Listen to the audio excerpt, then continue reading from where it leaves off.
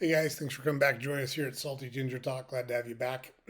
So, today's episode, we are going to talk about how grocery pricing actually works.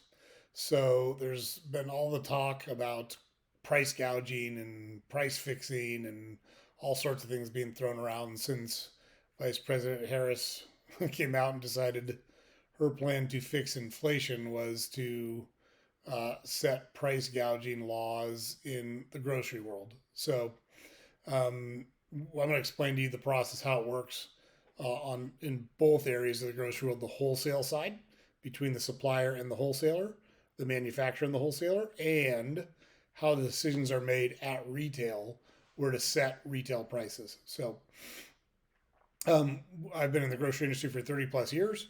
Started at the end of a check stand bagging groceries and grabbing carts out of parking lots.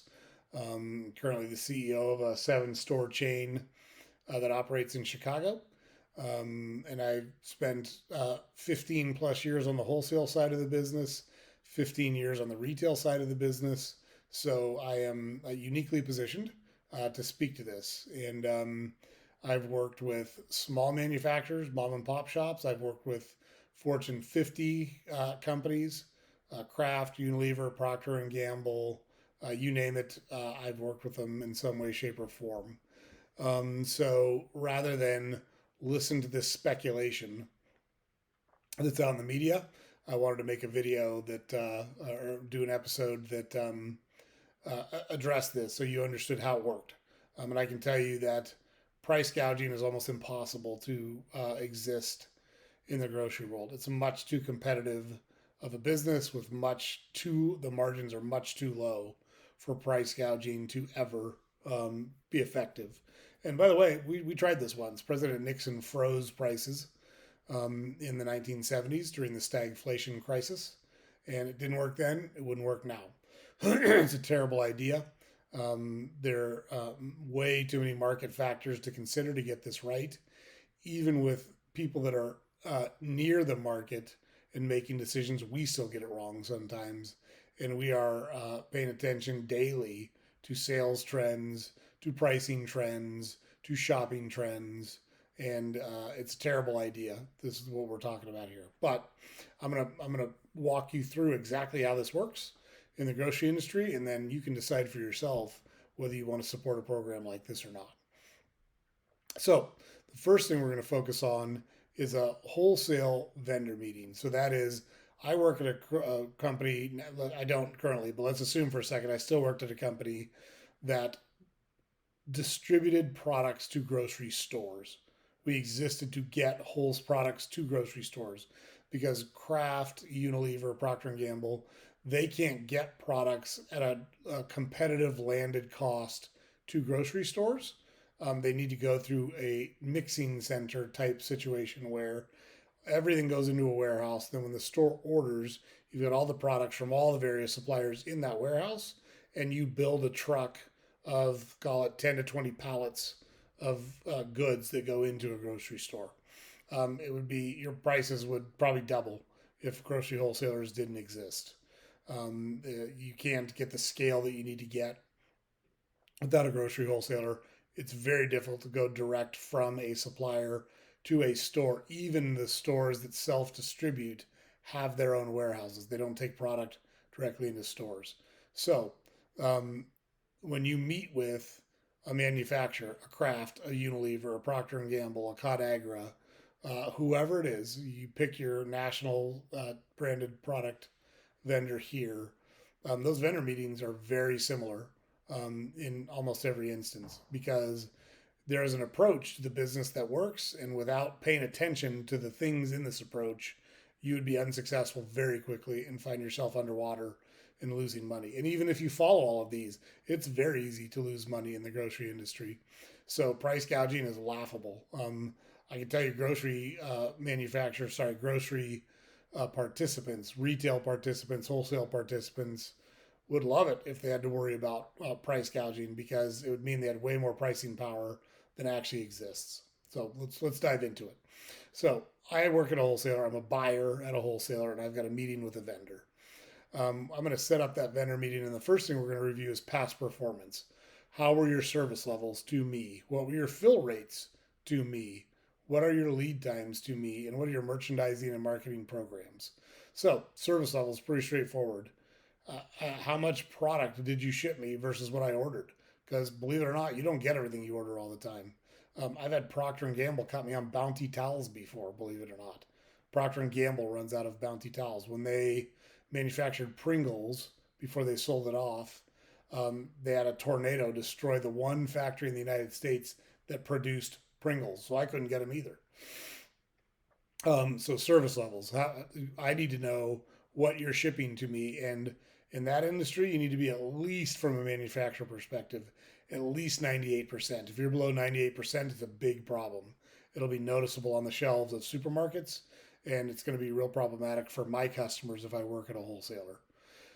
Fill rates, same type of concept, but how much of my orders are you actually filling? Like, does it get there on time? Does it get there intact? If I ordered 2,000 cases, do I get 2,000 cases? If I ordered it to be here a week from now, is it actually here a week from now? And that's where lead times come in. So most branded manufacturers have a lead time somewhere between 7 and 10 days. So I can't just order it right now and get it tomorrow. Can I in certain situations where I jump through some hoops and twist some arms to make some things happen? Sure, I can do that. So, but as a wholesaler, I generally take between 7 and 10 days on branded product if I'm buying private label product. So a Kroger, a Stop and Shop, whoever's private label product, that's typically a 3 week lead time. So I need to plan well ahead of time to purchase that product because it takes a manufacturer about 3 weeks to produce it, stage it, and ship it to me. And I need to know what those lead times are so I can build that into my modeling on how much my inventory moves and make sure I've got adequate stock. And then any merchandising marketing program. So if I run a hot ad on a paper towel or a bath tissue or T-bone steaks or canned vegetables or whatever, the items that get people up off the couch to come into a store, they don't differ from store to store. They're generally the same. There's certain categories that move the needle, and there's certain categories that don't. I need to know what those marketing and merchandising programs are so I can plan for the additional inventory that I need. I need to know what price point you're going to be at so I can plan for how much what the retail is going to be set based on where the delivered cost to the wholesaler is. And without knowing that, you can't make good decisions. So you go over all of those things. And what you do in that initial part is you review previous merchandising and marketing program performance. Then you move to go forward planning. What are some of the upcoming scheduled events that you've negotiated with retailers? Because Kraft or Unilever or Procter and Gamble is going to go to a retailer and say, "Hey, we want to give you a $5 deal on your case of X, Blue Box macaroni and cheese, or Bounty towels, or whatever the product may be." I need to know that as a wholesaler because I have to have adequate stock in place for those items. And so we go through all those things. And then any new items that they're introducing. Do you have the greatest thing since sliced bread? Do you have a new product coming out that you expect to do really well? They're always going to tell you they expect the product to do really well. And they do, because why would they produce the product? Why would they develop new items and new products if they didn't expect it to do well? So you kind of go through all of those things. So that's a basic business planning session.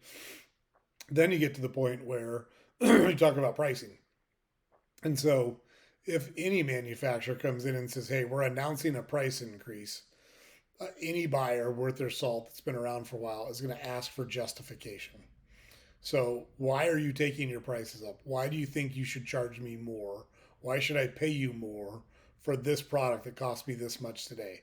I don't want to take my prices up because that's going to put me potentially at a competitive disadvantage in the marketplace where people literally have thousands of options on where they shop. So, I'm not super interested in being the highest price seller of canned vegetables or the highest price seller of milk or the highest price seller of ground beef or bananas or cereal. Insert product here. To entice people into your store, you need to create a good environment and you need to have good prices. And if you are out of bed in the market and your price is higher than everybody else's, it's going to cost you business. And the whole business in grocery is built on volume. You can't make a lot of margin in grocery because there's so much competition that you have to fight and scratch and claw for every penny that you can get. And so you don't want to accept a price increase. So you ask for justification. What is your justification for this price increase? So you're going to hear like increased production costs. Our costs have gone up. I need to know what those costs are. I'm not going to accept that as a buyer, just a blanket statement that says my prices have gone up. What prices have gone up? What input costs have gone up? Is it your labor that's gone up? Is it your raw ingredients that have gone up? And if you do tell me it's your raw ingredients that have gone up, break down by ingredient which ones have gone up. Like if you make mayonnaise, that's oil and eggs generally with a couple of other items.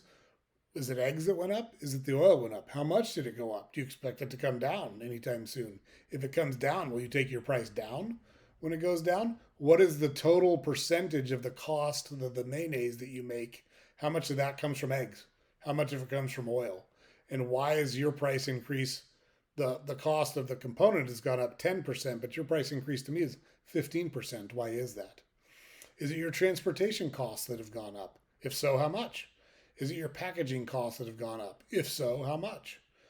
Energy costs, changing your marketing funds, change in unit size. You've heard about shrinkflation.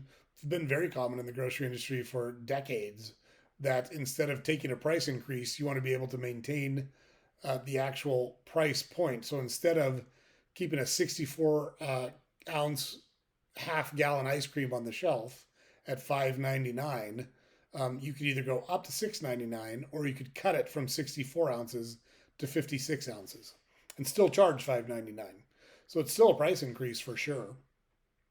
But from a retail perspective, a lot of customers are willing to pay the $5.99 and get a little less product.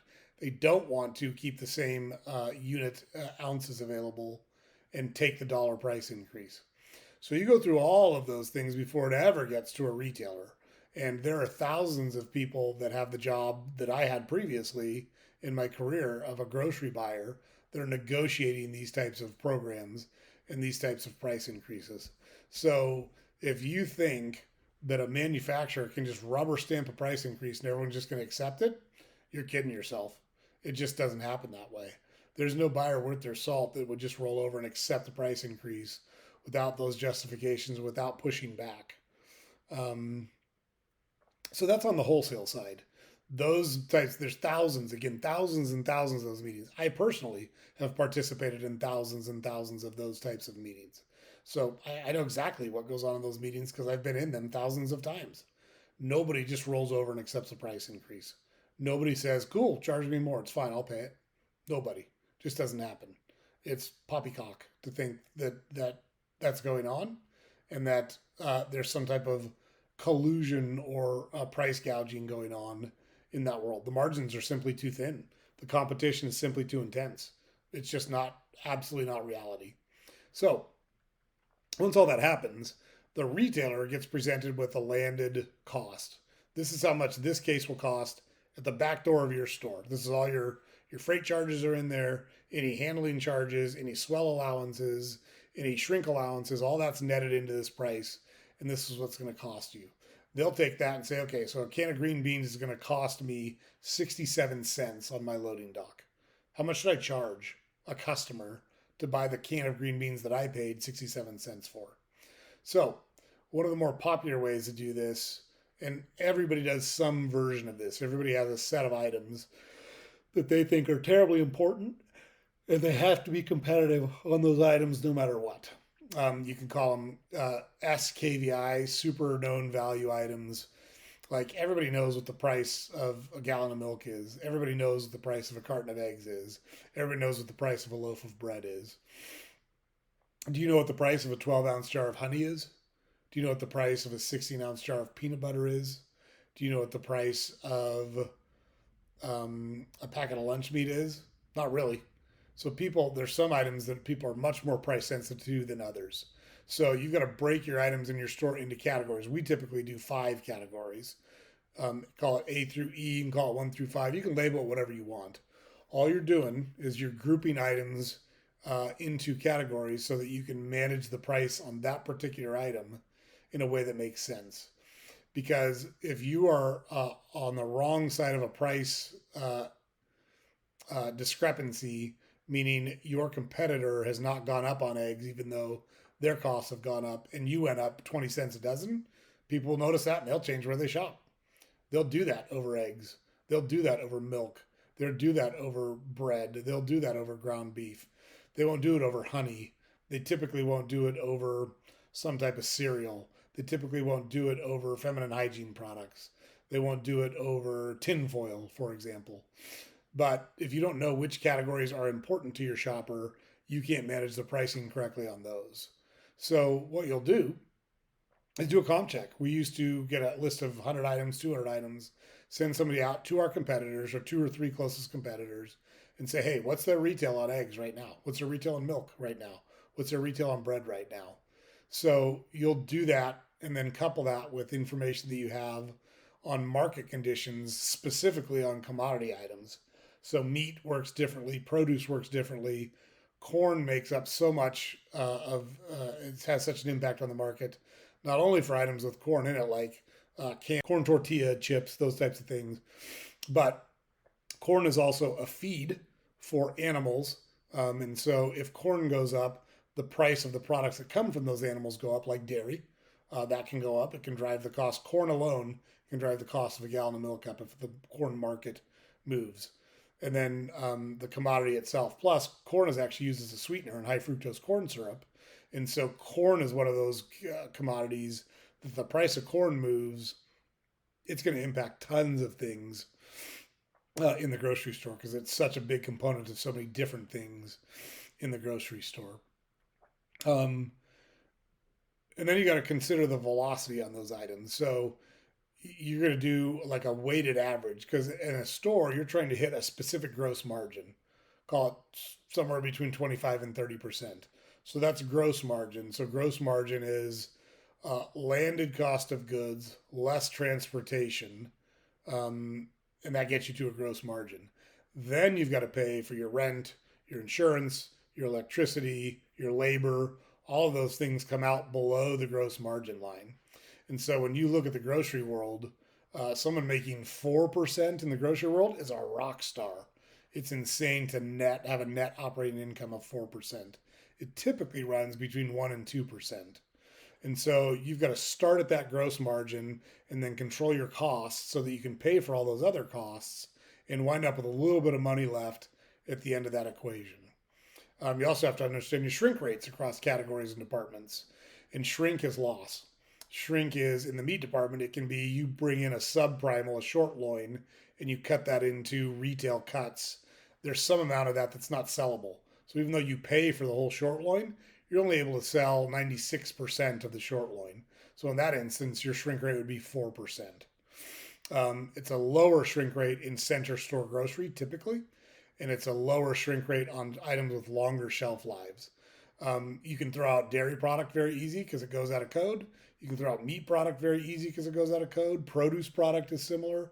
And if you don't understand what the shrink rates are, if I tell you that my shrink rate is supposed to be 2% and it winds up being 5%, and we just got done talking about grocery being between a 1 and 2% net operating income margin, if my shrink goes up 3%, I now lose money. Like it's that easy to lose money. So the flip side of that is you've got to be aggressive enough with your price to attract customers in the door because people know the price of especially really price sensitive items, the milks, the breads, the eggs, the ground beef, those type of items. So it'd be great if you could charge more for those things and get a higher margin and a higher penny profit on those items, but you can't because let's say you go up in price the same week your competitor down the street runs a sale on ground beef, you're cooked. You're going to be in real trouble because people are going to go shop at that store for the ground beef price, but they're going to make 2 trips. They're going to fill up the rest of the items that they need in that cart at the store with the cheaper ground beef. So you've got to manage the competitive nature of the increases that are on the inbound product against the competitive nature of holding your retails to maintain pricing parity with your competition in the marketplace. So it's super difficult to balance those things. And companies spend tens of millions of dollars on software to try to help them optimize pricing on items at a grocery store. So this whole concept of price gouging simply doesn't exist. The market itself won't allow it to exist. It's way too competitive. There's way too many um, locations in the U.S. market for people to price gouge. If you get sideways on the market, you'll see your customer count drop very quickly. You'll see your number of transactions drop very quickly. You'll see the number of items in the basket drop very quickly, because people only have so much money. They even if they want to buy stuff, they can't buy some things that they want. So it's terribly important to understand how this works. And I can assure you, there is no price gouging going on in grocery. Absolutely no price gouging going on in grocery. Does that mean everything is always 10% margin? No, it's not. Costco kind of operates on a model like that, but they're one of the few that's figured out how to do it and still be profitable. Um, so there you go, guys. There you have it. Price controls, price gouging. Price gouging does not happen in grocery. It just is not possible for it to be happening. And price controls, we tried it once in the 70s. It was a disaster. It will never work. So if you hear people talking about this program that was pitched by the Harris administration, um, run the other way. Run the other way. It's just not true. Terribly important for people to understand this. The market is a much better allocator of scarce resources than any group or any person or group of people.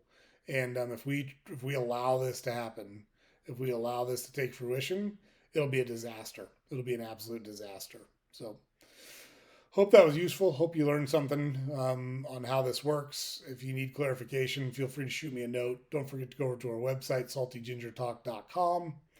All of our content is available on there. Our podcast episodes are available on there. You can subscribe to our newsletter on there.